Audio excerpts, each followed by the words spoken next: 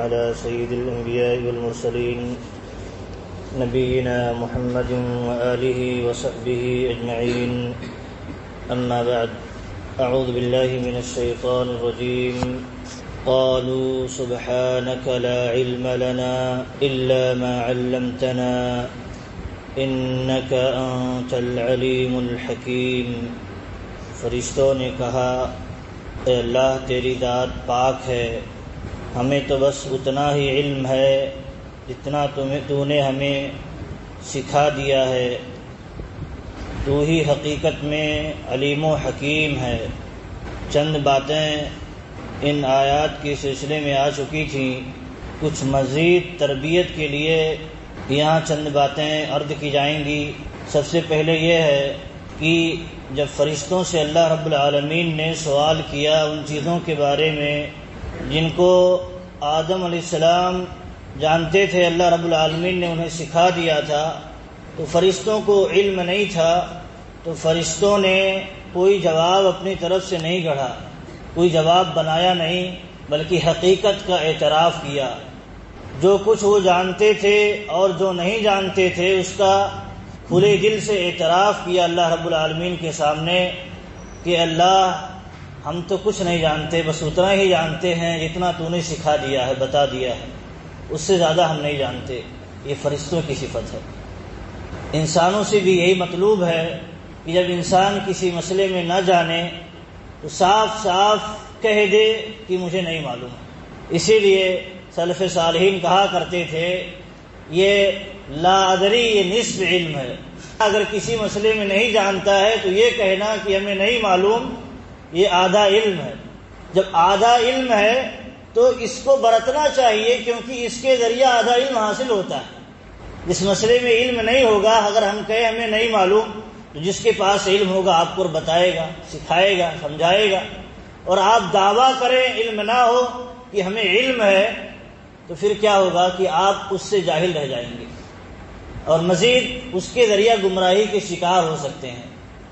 تو یہاں فرشتوں کا جو برملا اظہار تھا اور اعتراف تھا کہ ہم نہیں جانتے، اے اللہ تیری ذات پاک ہے، ہم تو بس اتنا ہی جانتے ہیں جتنا ہمیں علم دیا گیا ہے.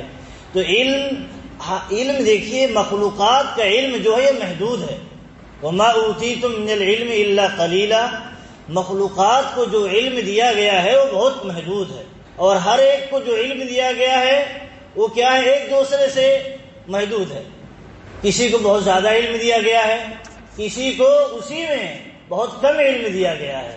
فرشتوں میں بھی سارے فرشتوں کو ایک جیسا علم نہیں دیا گیا ہے.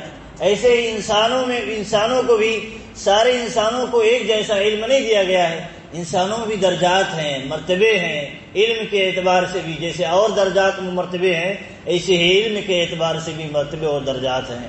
تو جب یہ چیزیں مسلم ہیں کہ انسان کا یا مخلوقات کا علم محدود ہے، تو اسے جن چیزوں کے بارے میں علم نہیں ہے اعتراف ہونا چاہیے اور صاف صاف کہہ دینا چاہیے ہمیں علم نہیں ہے، تاکہ اس کے بارے میں وہ مزید علم کا حریص بنے، علم سیکھے، یا جس کے پاس علم ہو اسے علم سکھا دے.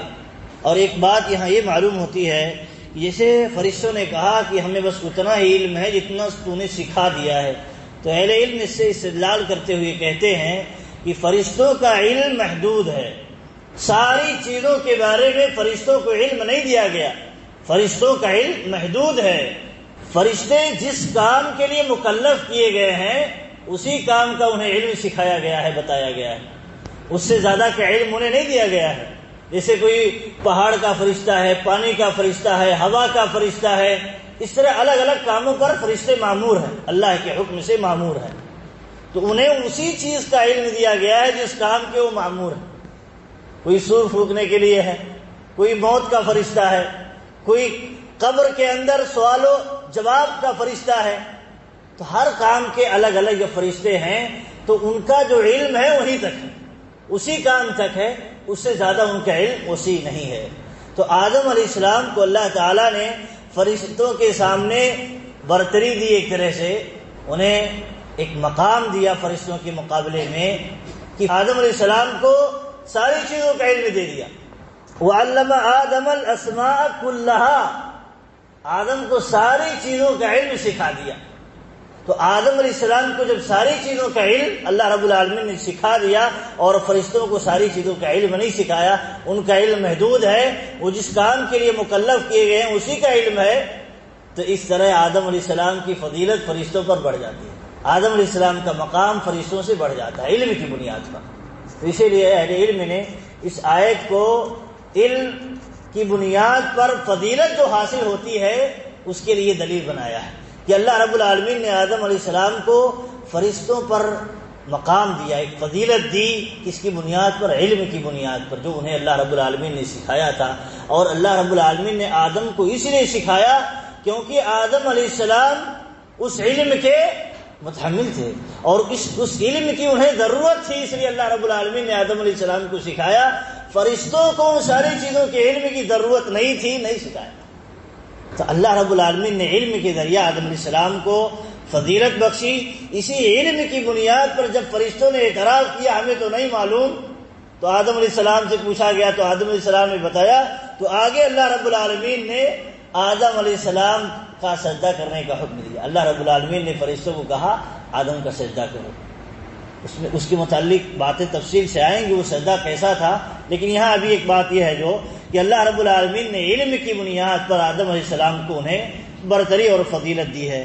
اور آگے فرشتوں نے کہا، دیکھیے یہاں فرشتوں کا جو اعتراف ہے، فرشتے اللہ کے متعلق بہت اچھے سے جانتے ہیں، اللہ رب العالمین کے متعلق بہت اچھے سے جانتے تھے اور اپنی حقیقت بھی اچھے سے جانتے تھے، تو ان کا جو اعتراف ہے وہ ہمارے کام کا ہے۔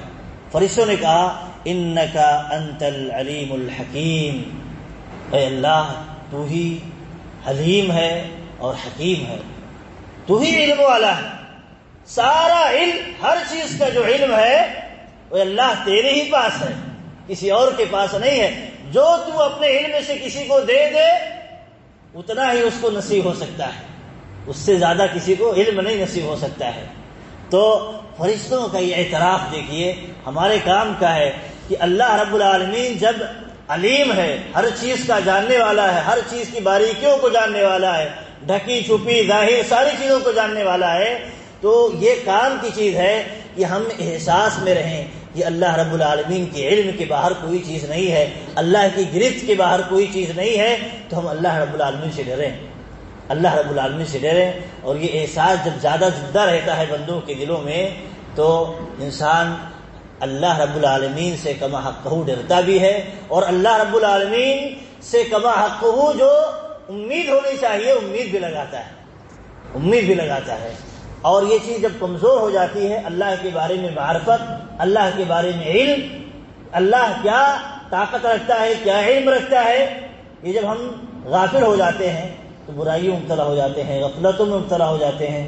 تو یہ فرشتوں کا اعتراف ہمارے کام کا ہے کہ ہماری طرف سے بھی اعتراف ہونا چاہیے، اور ہمیں جاننا چاہیے اور بہت گہرائی سے جاننا چاہیے کہ اللہ رب العالمین سے کوئی بھی چیز ڈھکی چھپی نہیں ہے، اور جب ڈھکی چھپی نہیں ہے اور وہ پاور والا بھی ہے، طاقت والا بھی ہے، حساب لینے والا بھی ہے، سزا دینے والا بھی ہے، جزا دینے والا بھی ہے، تو کیا کریں ہم اس کے حساب سے زندگی گزاریں، منمانی زندگی نہ گزاریں، شیطان کے راستے پر نہ چلیں، اللہ رب العالمین کے بتائے ہوئے طریقے پر چلیں۔ اور آگے کہا، دیکھیے فرشتوں نے کہا کہ حکیم بھی ہے، حکیم، علم الگ چیز ہے اور حکمت الگ چیز ہے، علیم ہونا الگ چیز ہے، جاننے والا ہونا الگ چیز ہے، اور حکیم ہونا الگ چیز ہے۔ اسی لیے اللہ رب العالمین نے اپنے بارے میں جہاں علیم کہا وہیں کہا حکیم بھی ہے۔ کوئی چیز کہاں کتنا رکھنا ہے، کتنا کرنا ہے جس سے فائدہ ہو نقصان نہ ہو، اس کو کہا جاتا ہے حکمت، اس کو حکمت کہا جاتا ہے، اور اس کی جاننے والے کو حکیم کہا جاتا ہے، اس کی برتنے والے کو حکیم کہا جاتا ہے۔ تو اللہ رب العالمین دیکھیے علیم بھی ہے اور حکیم بھی ہے۔ دنیا میں بہت سارے علیم ہوتے ہیں، جاننے والے ہوتے ہیں، لیکن حکیم نہیں ہوتے ہیں، عقل ان کے پاس نہیں ہوتی ہے، حافظ قرآن ہوتے ہیں اور بہت ساری چیزیں انہیں یاد ہوتی ہیں، لیکن عقل نہیں ہوتی ہے، سوجھ بوجھ نہیں ہوتی ہے، کہاں کس کو کب بتانا ہے، کب اس کو نافذ کرنا ہے، کہاں اس پر عمل کرنا ہے، کہاں عمل نہیں کرنا ہے، وہ ہر آدمی نہیں جانتا ہے۔ تو اسی لیے اللہ رب العالمین نے اپنے بارے میں کہا علیم بھی ہے اور حکیم بھی ہے. اسی لیے اللہ رب العالمین کہ جب وہ ہر چیز کا جاننے والا ہے اور ہر چیز کی باریکی کو سمجھ کر کے کہاں کتنے کی ضرورت ہے وہ سمجھتا ہے, اسی حساب سے فیصلے کرتا ہے, تو کسی کو یہ اختیار نہیں ہونا چاہیے کہ اللہ کے کسی حکم پر اعتراض کرے. اللہ کے کسی حکم پر اعتراض کیسے کوئی کر سکتا ہے جب ہم اللہ رب العالمین کے برابر علم بھی نہیں رکھتے اور اللہ رب العالمین کی اتنی حکمت بھی ہمارے ہاں نہیں ہے, عقل بھی نہیں ہے. تو اسی لیے فرشتوں نے برملا اظہار کر دیا, اعتراف کر لیا کہ اللہ تو ہی حکمت والا ہے, تو ہی جاننے والا ہے. تو ایسے ہی انسانوں کو بھی اللہ رب العالمین کے حکم کے سامنے اپنے آپ کو جھکا دینا چاہیے, یہ کہتے ہوئے کہ ہمارا علم تو بہت محدود ہے, ہم کون ہوتے ہیں اللہ تعالیٰ کے حکم پر اعتراض کرنے والے, ہماری کیا اوقات ہے اللہ کے حکم کی ہم مخالفت کریں, اللہ کے حکم پر اعتراض کریں. تو جو انسان دیکھیے اللہ کے حکم پر اعتراض کرتا ہے گویا اللہ کو نہیں جانتا, اللہ کے بارے میں اسے صحیح علم نہیں ہے. اسی لیے اللہ کے حکم پر, اللہ کے فیصلے پر, اللہ جو مشکلات لاتا ہے دنیا میں یا جس آزمائشیں لاتا ہے, اعتراض انسان کر دیتا ہے جہالت میں. تو اس لیے کرتا ہے وہ اللہ کو جانتا نہیں, حقیقت میں اللہ کی حکمتوں کو نہیں جانتا ہے. تو اسی لیے جو فرشتوں نے اعتراض کیا یہ ہمارے کام کی بھی چیز ہے. اسے فرشتے اچھے سے سمجھتے تھے اللہ رب العالمین کے متعلق, ایسے ہمیں بھی سمجھنا چاہیے اللہ رب العالمین کے متعلق. جو بھی فیصلے کرتا ہے اللہ رب العالمین علم و حکمت سے خالی وہ فیصلے نہیں ہوتے ہیں. جب علم و حکمت سے خالی نہیں ہوتے ہیں تو اللہ رب العالمین کے فیصلے پر اعتراض نہیں ہو سکتا. اللہ رب العالمین کے فیصلے کو تسلیم کرنا چاہیے. آپ دیکھیں دنیا میں کوئی کسی فیلڈ میں ماہر ہوتا ہے, ڈاکٹر ہوتا ہے, انجینئر ہوتا ہے, کوئی اور ہوتا ہے دنیا کسی فیلڈ میں ماہر ہوتا ہے, اس کا کوئی فیصلہ آ جاتا ہے تو سامنے والے اگر اعتراض کرتے ہیں تو عام لوگ بھی اس کی زبان بند کرا دیتے ہیں. ارے تم ڈاکٹر ہو, تم انجینئر ہو, تم ماہر ہو کہ وہ ماہر ہے. تو جب دنیا میں حالانکہ انسان کا جو علم دنیا میں بھی دیا گیا, کوئی ڈاکٹر ہو تو سارا علم ڈاکٹری کا نہیں دیا گیا, محدود ہے اس کا علم. انجینئر ہے تو اس ساری چیزوں کا انجینئر نہیں ہے, کسی خاص چیز کا انجینئر ہے, سارا علم نہیں ہے اس کے پاس, اس میں بھی سارا علم نہیں ہے. اس کے باوجود بھی دنیا کے لوگ عقل کا تقاضا بنتا ہے کہ دنیا میں جو ماہر ہو, ہم سے زیادہ علم رکھتا ہو, ہم سے زیادہ مہارت رکھتا ہو, اسی کی بات مانی جائے. تو اللہ رب العالمین یہ عقل کا بھی تقاضا ہے کہ اللہ رب العالمین جب ہر چیز کا جاننے والا ہے اور ہر چیز کے بارے میں حکمت کیا ہے اس کو بھی جاننے والا ہے, تو ہمیں اللہ رب العالمین کے فیصلے پر اعتراض نہیں کرنا چاہیے. ہمیں اللہ رب العالمین کے فیصلے پر جھک جانا چاہیے, اللہ کے حکم کے مطابق عمل کرنا چاہیے. تو یہ چند باتیں ہیں فرشتوں کے اس اعتراف میں جو ہماری تربیت کے لیے ہے. اللہ رب العالمین سے دعا ہے کہ اللہ رب العالمین ہمیں سننے, سمجھنے اور اس کے مطابق عمل کرنے کی توفیق دے. آمین. وصلی اللہ علی نبینا محمد و آلہ و صحبہ اجمعین.